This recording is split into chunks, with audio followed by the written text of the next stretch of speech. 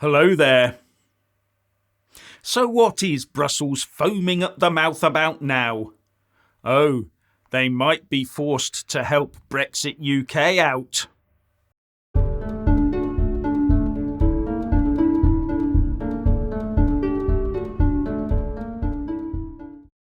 Now, if you haven't already done so, please do subscribe and then like and comment below.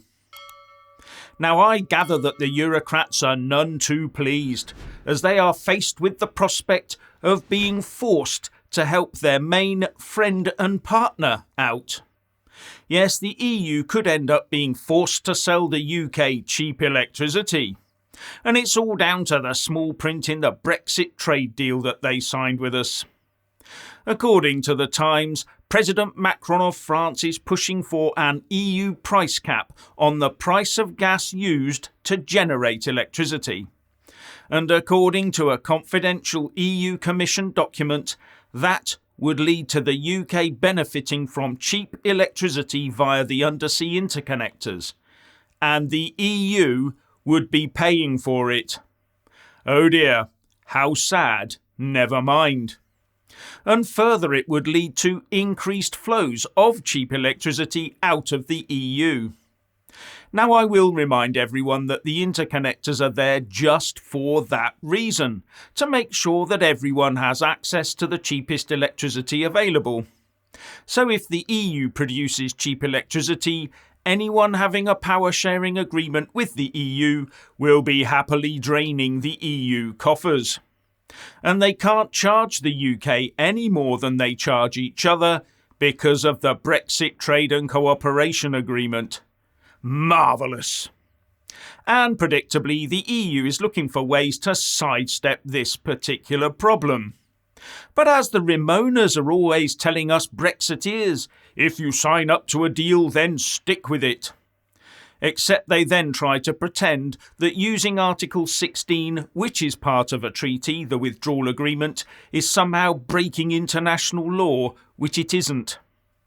As ever, the EU and our Ramonas are more than happy to see the UK get screwed over at every turn. But now the boot may be on the other foot. In fact, I reckon EU leaders would rather their people froze than see the UK benefit in any way at all. But that's the Brussels post-Brexit mindset in all things. While right now we're channeling something like 3 gigawatts into France, 2 gigawatts into Norway and half a gigawatt into the Netherlands. So it seems that Brexit UK is doing its bit. But it looks like any plans for a future increase in UK energy security have been scotched.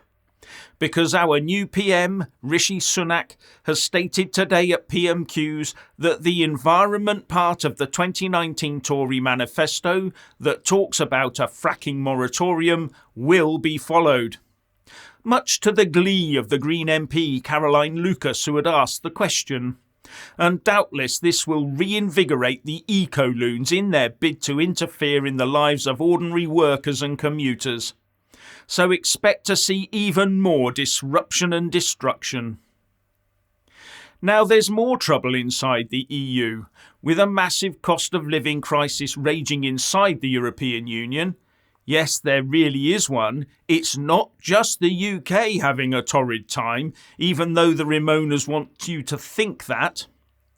With a tough financial climate in the EU with rampant inflation, Hungary is suffering more because the Eurocrats have strangled off its coronavirus recovery EU funding over Viktor Orban's failings as Prime Minister regarding obeying EU rule of law requirements. And Orban is railing at Brussels for trying to blackmail his country into becoming woke against the wishes of its people. Although others would say that Orban is just an authoritarian Putin puppet. And at the moment, inflation in Hungary is at 20% plus, and its 10-year borrowing costs have ballooned to 10%. Whereas the UK has inflation at 10% and 10-year borrowing costs are settling back to about 3.6%. And Brussels has withheld nearly €30 billion back from Hungary. And this could have repercussions for the EU, as there is now talk from Hungary that they could veto any move to pool debt against the EU budget to help with the energy crisis. The argument being used is, why should Hungary help with a new joint project over the energy crisis if they're not getting money from the coronavirus joint project? Nice to see the outburst of partnership within the EU, isn't it? And if they can do this to each other, why on earth would we want to get embroiled in that messy wannabe superpower bloc again? Now to more domestic matters. According to the financial pages, the Chancellor, Jeremy Hunt, is looking to slice 10 to 15% off of government department budgets in the upcoming financial statement, which has, by the way, now been delayed until November the 17th and upgraded to a full autumn statement. And during PMQs today, in which our new PM fared quite well, Sunak reiterated that there would be difficult economic questions to be addressed. As I said yesterday, it's all pointing towards austerity, possibly austerity heavy. And the only budget that will not see those levels of cuts is likely to be the foreign aid budget. But you knew that, right? Oh, but there is another one. The Border Force and Hotel Service, as well as the associated legal costs portion of the Home Office budget, will keep ramping up, even if the newly reappointed Home Secretary Suella Braverman has to find savings elsewhere. And as an aside, that particular reappointment has got the left in a bit of a tizzy. So much so that they've made her their target du jour. So if Mr. Sunak wants to retain his position, he needs to ensure Braverman sticks like a limpet to that job. If she is another that gets binned by the combined baying of the left and the totally unbiased press, then he'll be next. Anyway, back to Jeremy Hunt and his budget. Reports suggest that as this news of swinging cuts has been emerging, there's been a bit of twitching on the Tory backbenches. And there are fears that should this be the case, Tory MPs would have to be out there arguing for the cuts and voting for each individual cut in Parliament. NHS, benefits, education. That could well prove to be unsustainable for them. Can you imagine the reaction in the red wall seats as they see what a Tory levelling up really looks like?